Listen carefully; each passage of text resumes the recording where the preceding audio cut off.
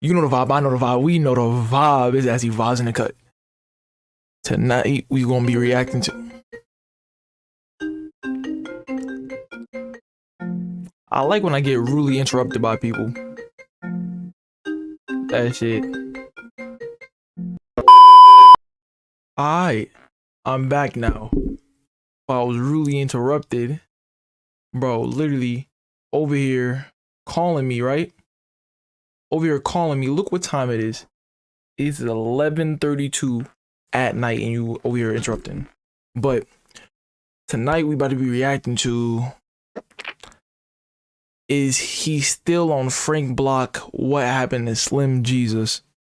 But without further hesitation and interruptions, let's get right into it. Blues, just make it easy and show me the loot. Don't push my buttons, I ain't someone to play. Nigga tryna fight, so I snuck with the left and hit with the right. I showed him a fade like Diddy and Craig. You got knocked the fuck out. Nigga free dental when that middle his mouth. I know you can't, nigga. That's a shorty with a blade like Chucky. If you're on the scene like Mary, it's gonna get bloody. Don't get caught in a crossfire, always gonna be R.I.P.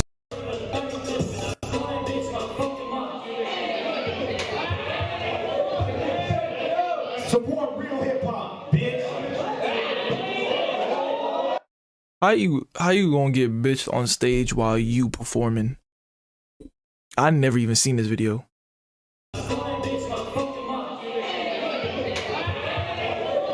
Look how the nigga snatched the mic, bro. Support real hip hop, bitch.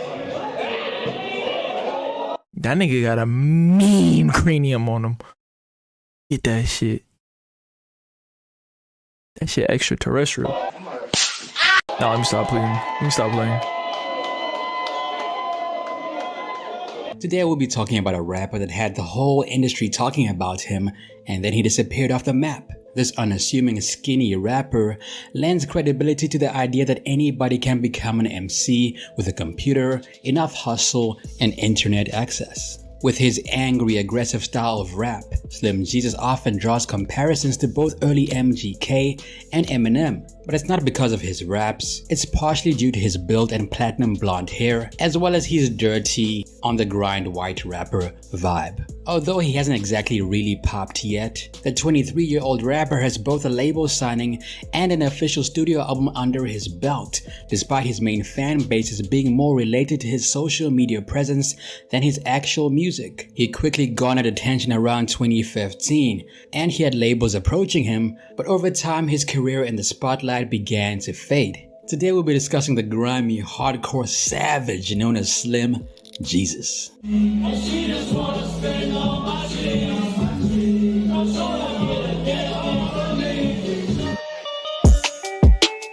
What up guys, Ali here and welcome to Ali Talks Music. Add me on Instagram at Ali Talks Music as well. And don't forget to subscribe and hit the notification bell. Now let's get into the video. The man was born around 1997. He was born to a single mother named Irene Brown and had a fairly rough childhood overall. Interestingly enough, when he found fame, rumors suggested that he was the son of rap god Eminem, but most of us saw right through these rumors. Slim displayed a deep fascination with hip-hop from an early age. Although he loved most kinds of rap, he had a special affinity to the subgenre of drill rap, listing his favorite rappers as MGK, Chief Keef, NBA Youngboy, and Logic. Because he didn't have a lot of money growing up, Slim felt the need to bring in an income and assist his mother financially from an early age. Around 2014, he began his own YouTube channel when he was only 17 years of age. Initially going Wait, what year? And assist his mother financially from an early age. Around 2014, he began his own YouTube channel when he was only 17 years of age. Initially going by the moniker of Swag Jesus, Slim changed the moniker less than a year later and prior to going viral. And I got my name from one of my homies started calling me Swag Jesus, and that sounded a little goofy, so I flipped it up, but it sounded cool and it made people mad, so I stuck with it with Slim Jesus. So that's how I got the name. Although he's rumored to have dropped several videos prior to finding fame, those videos have since been deleted, and his earliest posted video was 2015's smash hit Drill Time. fuck with savages, you a fuck boy, you can't hang. Now this song didn't really make it to the charts. However, it amassed an impressive millions of views on YouTube since it was posted around 2015. Now the video opens up with a disclaimer saying that all illegal substances and weapons are props, and it warns everybody not to try it at home. The camera then switches to Slim Jesus and his mates flashing cash, posing with weapons and smoking up. He also raps about your girl that he messed with, and in essence appears to be the most gangster rapper of all time. Despite the fake jewelry, the repetitive in and out of the camera work, and the less than stellar lyrics, the song was infectious and had many people tuning in to find out who this young kid is. Months after the song was posted, Slim Jesus quickly went viral. Unfortunately, going viral wasn't all it was cracked up to be. People started posting memes of Slim Jesus. They began trolling him, and he even earned nicknames such as the fake white boy rapper. Bro, with fame, there's always gonna be, how would I say it? There's always gonna be people that love you and people that hate you. You gotta get over it. You can't be listening to what other people gotta say about you. You gotta get to your bread, do what you gotta do. And I ain't saying do anything now. The internet's most hated rapper. Though the cyberbullying was intense, he faced the most backlash for cultural appropriation. When we saw the video and you were talking, Dude, look, 12 years old. No wonder they call him Slim Jesus. about what you talk about and you look how you look, that's what got everyone talking. Right. So you kind of have this interesting combination of love and hate at the same time. Oh yeah, no, that shit's crazy. Believe me, I get them hate tweets too. Like I'm not saying everybody's supporting it. There's hella people hating on it, but I mean, they're just, you know, blowing it up more and more every day, so it's all right. I've looked through the comments. Yeah. And there's a lot of dope comments, but there's also the other comments. Like people have compared you to Caillou. Yeah, that shit make, oh my God, I get weak. How do you feel about the Caillou comparison? The Caillou thing is dope. Now the one about the dude from like a Malcolm in the young Middle, dyke. fuck that comment. Fuck all y'all sharing that shit. That shit ain't even funny. The Caillou thing though, that shit's hilarious. At the time, Slim's past was kept under wraps. Most people didn't know if he was actually authentic or if he was making up an image to sell records. However, his Vlad TV interview clarified everything and in essence ended his career before it began. Seriously, he should not have done this interview. Streetwise, I mean, for the most part on the street shit, like I got homies that are in that shit and I know people who are and people around me. I mean, I'm not out here catching bodies and shit. Obviously, I'm f***ing smart. Now I've said this before in other videos, but if rappers actually did the things they rapped about in songs, most of them would be in jail. Many rappers simply fake a gangster persona in order to sell records. You don't, not necessarily. I feel like you don't have to put off a gangster image. You could just talk your shit and then you could sell like multiple tracks and all that. Cause niggas go out, you could put out some hot doodle and niggas would think that shit fire. You could be saying complete bullshit. But I feel like if your song is a vibe, there's niggas out there, a lot of niggas in the generation, if your song is a vibe, they gonna jack your song. No, like, I'm not gonna say no matter the lyrics, but there's niggas that actually out there that would be like, oh, actually, just basically listening to the fucking song and the lyrics and seeing what the fuck, how fucking your wordplay, basically listen to your wordplay. And the truth is, it does work. For example, Rick Ross raps about that gangster-ish, but his entire persona was copied from the real Rick Ross, who was really a gangster and really did his thing in the streets. Doing this helped Rick Ross gain credibility in the music industry, and despite being called out by 50 Cent for being a CO, he was still able to sell records using the real Rick Ross's image. Now if Slim chose to do the same thing, and he chose to lie about his past in order to sell records, I believe he'd still be here today because sometimes the truth is less interesting than the lie. After Slim told Vlad that he wasn't about that life, many people were like, okay, this kid is just here to mock hip-hop culture and somehow profit off of it. Now around that same time, he received a stern warning from the game for his lyrical content, with the game saying the following. I think that Slim Jesus either really better be fucking killing or he's gonna get his ass smoked. I worry about kids these days rapping about things that they're not really about. I mean, Now, despite all the flack that Slim was catching, more specifically from African American fans, he continued to persevere and drop music. After dropping Drill Time, he dropped other songs like Buck Buck and Drum Roll, although neither garnered him the same success of his first single. Homeboy see me flexing, he said, "What's up?" I told that boy he need to get his guap up. Despite his relatively scant musical history and the massive controversy around him, Slim went on tour around 2015, and let's just say the tour was not without controversy. During one of his performances, he was confronted by another rapper named Black Jesus. Now, while Slim was on stage performing Drill Time for the 100th time, Black Jesus walked up on stage and snatched the mic from Slim Jesus and then said something along the lines of, "Support real hip-hop." Support real hip hop, bitch.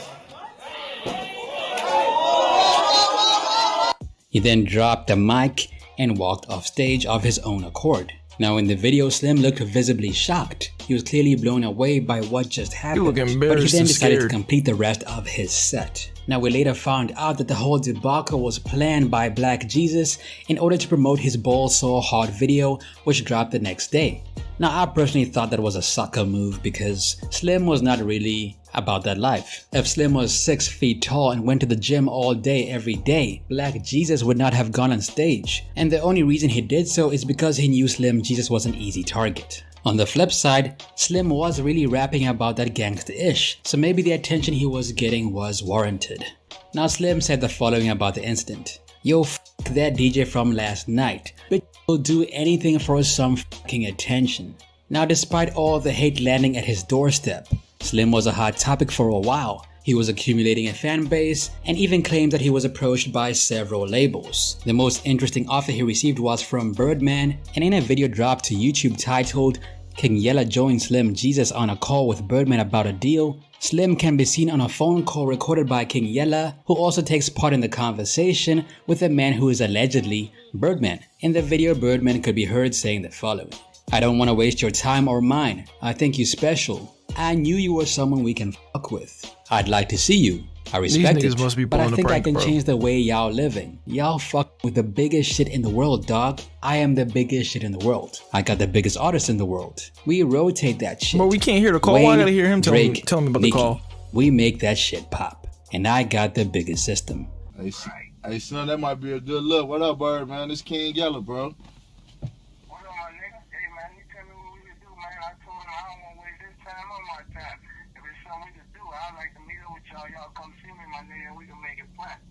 Yeah, I already know shit.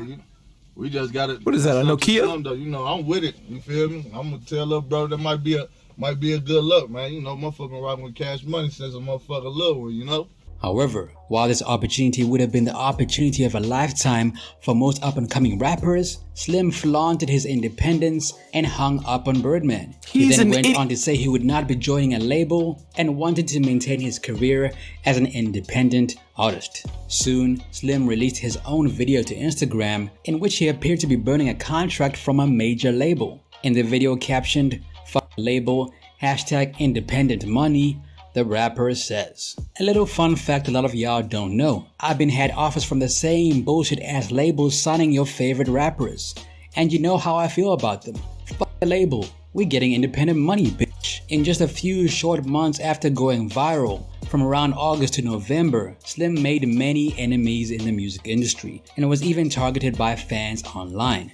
Many diss tracks were released at Slim Jesus. Ayo KD dropped Slim Jesus, while Big Boss Damo and Milo released their own Slim Jesus diss track called Drill Time Remix. Other rappers who diss Slim Jesus are Day Dot and Reese Moneybags, as well as Lil Mister and Little Mouse. I'ma show you who the drillers is, why you drill rapping, you ain't from here. Now, even though Slim was a savage from Frank Block, he refused to respond to any of the diss tracks and seemingly avoided all beef. Y'all stay trying to beef with me wondering why I won't respond. I'm out here riding on a hoverboard gripping on a knot. I got shit to do, boy. Now around 2016, rumors surfaced claiming that Slim Jesus had passed away. However, the rapper appeared to be alive and well, and the whole thing seemed to be a publicity stunt. Around 2016, he found a minor success with the singles IGAF, Free Smoke, and Facts, but he was still riding the coattails of Drill Time's success. Make a band off a jug every time my phone ring. He also collaborated with Cash and Lynx to release Traffic, and Noodle Bangs and T Crazy to release Plug Speaking Spanish. Around 2017, he dropped his first ever mixtape, one that was about 13 tracks in length, called The Most Hated. He also released the singles Warning Shots, Taking Risks, and Awesome. However, he was still failing to capture the success of Drill Time and was starting to fade away from the business very fast. Around 2018, Slim began to take his career seriously and signed with a label called Rubber Band Cartel. Through them, he dropped the singles Beat the Case and Red Bottoms before— I thought this nigga was just putting up a fuss talking about something. I'm not signing to a label. Independent money is my money. Nigga was becoming broke. dropping his official debut album called Against All Odds. Now they want a slice of my cake. Where was y'all way back then? Now I rock whatever I want. Now the album was essentially a flop, now I'm and gonna after fuck on this, your friend. he went on to drop a few singles a year, although none were successful. Around 2021, he dropped the single Splurging and Cold as Ice, and yeah, I can't say I've heard any of these songs played anywhere. Today it appears that the rapper is still signed to Rubber Band Cartel, but from the looks of it, it doesn't seem like he's about to make a comeback He's gonna get anytime dropped soon. off. In my opinion, as I mentioned earlier, he should have lied about his gangster persona. He should have made it seem like he was actually doing the things he said on records, and then more people would have paid attention to him. Hey, a lot of rappers do the same thing. Sometimes you gotta fake it till you make it, and Slim was just too honest for the industry. On Spotify, Slim gets about 30k monthly listeners, and his most listened to songs are Drill Time, Warning Shots, In My Bag, Drip Heavy, and Splurging. 13's out here right now. Shit, I'll be fucking with the Ford. The Ford be comfortable. Shalom.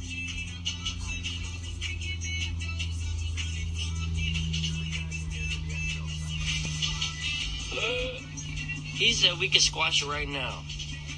Man, look, we gotta squash it, bro. Look, it's the first day of 2019. I've got no beef with your dumb ass. If you trying to squash it, I mean, shit, you can do that. I wasn't worried about your ass. This man's talking about, bro, we can squash it. I'm like, bro, I did not know who the fuck you was. It's 2019, my guy. We can squash it, but My guy. I didn't know who you was, my guy. My I guy. didn't know you was beefing with me. That's it for me, it's your boy Ali. What happened to Slim in your opinion? Bro.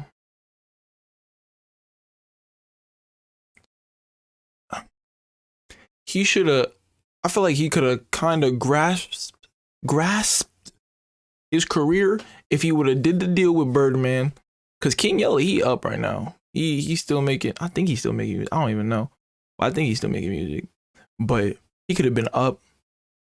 You want to talk about independent money, bro? You could have got, I know some labels are garbage, and you could get like, how would I say this? Scammed. Let's just say scammed. You get scammed by them, but like, bro, make your bread. Talking about some independent money. If I have an opportunity to make a lot of money, fuck that independent money. I don't know. And I feel like with that beef shit, if a nigga, how the fuck you gonna beef with a nigga that ain't beefing with you? I don't beef with niggas. I just be minding my business. That's the best way to do this shit nowadays. I mind my business, make my music. Go check out my EP, first EP. Will be in the description. But I don't fuck with niggas like that. But like, comment, subscribe, turn on post notifications, share the video. Tell me what you want to see me react to next in the comments. Also, you could go on Twitter, add me on Twitter, and put hashtag AzzyReacts, and I'll go check that. But further ado.